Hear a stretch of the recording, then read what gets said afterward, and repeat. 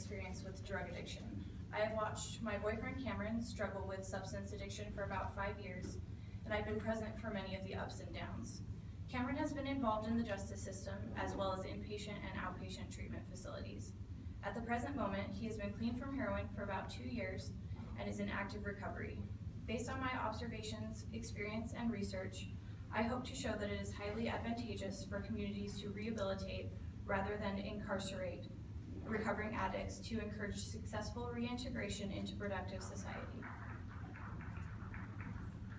To make the case for rehabilitation, I will first describe how drug addiction works and why it is so difficult to break the cycle of addiction. Next, I will explain what happens when a drug addict is incarcerated, and then what happens when they are released. Lastly, I will explain why this is such an important issue that needs to be addressed. Drug addiction is a physical or psychological dependence on a substance that causes a large amount of discomfort when discontinued. This type of addiction often arises through a pursuit of pleasure or to reduce pain, and is often preceded by traumatic and negative events in the addict's life. They turn to drugs to forget the hurt caused by these past experiences, but addiction affects the addict's sense of self in an even deeper way. They become deeply ashamed of themselves and their existence, believing themselves incapable of love and acceptance, two things that are fundamental to human connection. The stigma towards addicts perpetuates this belief, and thus a societal hatred becomes a self-hatred. This self-hatred becomes the driving force behind the cycle of addiction. An addict feels worthless and hopeless, so they turn to a substance to numb pain or release a euphoric sensation, masking the internal self-loathing. After the substance is worn off, the addict feels the same worthlessness magnified by the shame they feel from indulging in a substance, and the cycle continues. Alan Butler describes his experience with 30+ years of drug addiction. I had no social identity. I had no identity at all that I was able to share with the living soul. I was caught on the hamster wheel of drugs, lies, and non-living for many, many years. I never wanted anything and never had dreams of anything. In a perverse way, drugs and alcohol and the connected lies and lifestyle gave me an identity, even if it was false. These deep-seated issues of self-hatred and lack of purpose or identity, coupled with traumatic experiences in their past, make recovery very difficult for the addict. Many addicts have mental disorders as well that sabotage successful recovery. Nancy Campbell-Heater and Carolyn Baird suggest that there is a 60% prevalence of individuals with a mental disorder who have a co-occurring addiction. Campbell-Heater and Baird list several connections between mental illness and addiction, including mental problems caused by substance abuse, substance use to self-treat mental problems, genetic predispositions, and toxic effects of substances on the addict's brain. Those with mental disorders are also further demonized in society, as there is a general intolerance of many societies to difficult or disturbing behavior. This stigma further exacerbates feelings of worthlessness, thus continuing the cycle of abuse. Cameron has struggled with a variety of the issues I have listed, including traumatic experiences in his past, feelings of hopelessness, and mental illness. He was born to a young mother with substance abuse problems and adopted into a new family at birth. His adoptive parents divorced when he was very young, and his family often struggled financially. From a young age, Cameron has suffered from severe attention deficit hyperactivity disorder and impulsivity problems. Because of this, he often struggled in school. During his time in high school, he was falsely accused of a crime, which led to stigmatization from his community and classmates. It was at this time that he began to cope with these feelings of ostracization by turning to pain medications and then to the cheaper substitute, heroin. He was first incarcerated at age 19, and during his time in jail, he was molested by an inmate that had transferred to the jail from prison. It was after this trauma that he began to sink even further into the cycle of addiction. Now that we understand what leads individuals to addiction, we can move on to what happens when these individuals are incarcerated. We'll focus on the social dynamics and mental health effects of incarceration first. The World Health Organization cites several negative factors experienced in prison life, such as overcrowding, various forms of violence, enforced solitude, or conversely lack of privacy, lack of meaningful activity, isolation from social networks, insecurity about future prospects, and inadequate health services.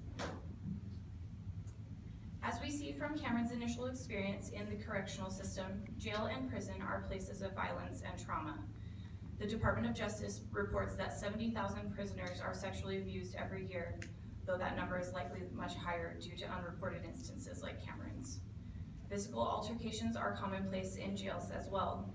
Cameron once told me about a time that he saw one inmate throw another inmate over a balcony 2 stories high, then walk down and continue to beat the wounded man over and over until he was restrained by correctional officers.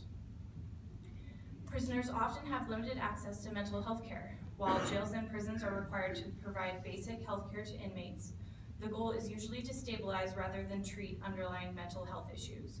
Those experiencing severe symptoms may be given medications to treat those surface issues, but those with anxiety, depression, post-traumatic stress, etc. may go untreated as their symptoms are not severe enough to warrant treatment. This, coupled with the stress of prison life, can exacerbate mental health issues and increase the rate of recidivism upon release. Prisoners lack support not only in matters of mental and physical health, but also emotional support from family and friends. While prisoners are allowed visitation and calls, they are very costly and can be completely unaffordable to impoverished families. When Cameron was in jail last, a 20-minute phone call was $2.50 plus fees, and a half-an-hour video visitation was $10 plus fees. Emotional support from other inmates is often not an option, as inmates are normally more concerned with gaining respect and avoiding fights in a relentless pursuit of safety. It should be noted that jail and prison are, by definition, not supposed to be comfortable places to live. However, this hostile environment is also unconducive to successful recovery from addiction. With 80% of inmates suffering from drug addiction, a great majority of the jail populations and civilian populations by association stand to gain a lot from substance abuse recovery. Data collected from state prison inmates in 1999 concluded that 84% of inmates were involved with alcohol or illicit drugs when they committed their crimes, and of these, 21% were committing these crimes in order to obtain money for a drug purchase. If these individuals were given access to quality substance abuse counseling and care, it could reduce their rate of recidivism. Now we'll proceed to what happens to addicts once they are released from jail or prison. Civilized society is vastly different from life as an inmate. Violence is obviously very much frowned upon. Respect is earned not through ego-driven contests of strength or fortitude, but through polite communication, and autonomy is expected. It is a veritable culture shock for these newly freed individuals. Possibly the hardest obstacle to overcome is the stigmatization they face from incarceration. Those recently released individuals who suffer with mental illnesses and substance problems as well face a triple stigma. This is reflected in lack of access to treatment, lack of post-release employment opportunities, problems with obtaining shelter, lack of social support, and problems returning to society from prison. Former inmates are now caught in the revolving door of the justice system, unable to obtain employment to pay for adequate treatment for substance abuse issues, court and attorney fines, or any of the other necessities to live. Since they are unable to obtain money through legal means, these ex-prisoners turn to illegal means to achieve funds or simply because that's what they do best. This stigmatization also contributes to the feelings of worthlessness discussed earlier. Those who feel like they do not fit into the norms of civilized society have a lower self-esteem and self-efficacy, leading them to be less concerned with their own well-being and success, as well as those who are a part of the scornful community. It is no wonder that 70% of these individuals are arrested again within 3 years of being released. Cameron has been incarcerated 4 different times for crimes related to his substance abuse problems and has spent almost 2 years of his life in jail. His family was unable to afford substance abuse treatment, and he was unable to acquire funds for himself frequently due to the stigma he faced from prospective employers and those in his community, but also in part to his own personal sense of shame. Due to his inability to progress, his self-esteem suffered, and he often relapsed back into drug use and distribution to make money the only way he felt he could. It was not until he was finally able to be admitted into a treatment facility after his last jail stay that he showed real tangible progress. So why should you care? You probably don't suffer from addiction to illegal substances, and you may or may not have a close friend or relative who does either. However, a study by the National Association of Drug Court Professionals in 2008 found that 1 in every 100 Americans is incarcerated. Of those, more than 80% have a serious history of abuse, and approximately half of them meet the criteria for a clinical diagnosis of dependency. That is roughly 2 to 2.5 million people suffering from addiction that have the potential to become productive members of society, if rehabilitated. If an ex-prisoner is able to be enrolled in some type of treatment facility or is able to access some kind of follow-up treatment upon release, their odds for reoffending are much lower. In Campbell, Hueter, and Baird's paper on substance abuse prevention, they found that 22% of inmates who were paroled into a substance abuse treatment facility versus the 34% of those that were discharged into the community were convicted of new crimes in the subsequent 24 months. There are also fiscal advantages to rehabilitation. The Office of National Drug Control Policy in 2000 estimated that the total crime-related costs of drug abuse were more than $100 billion. And that the National Institute of Health has estimated that for every $1 spent on substance abuse treatment, $4 to $7 are saved through the reduction in drug use, criminal activity, and drug-related arrests. This is a huge amount of savings to be put back into the hands of taxpayers or reinvested in rehabilitation programs that will keep addicts from cycling through the judicial system.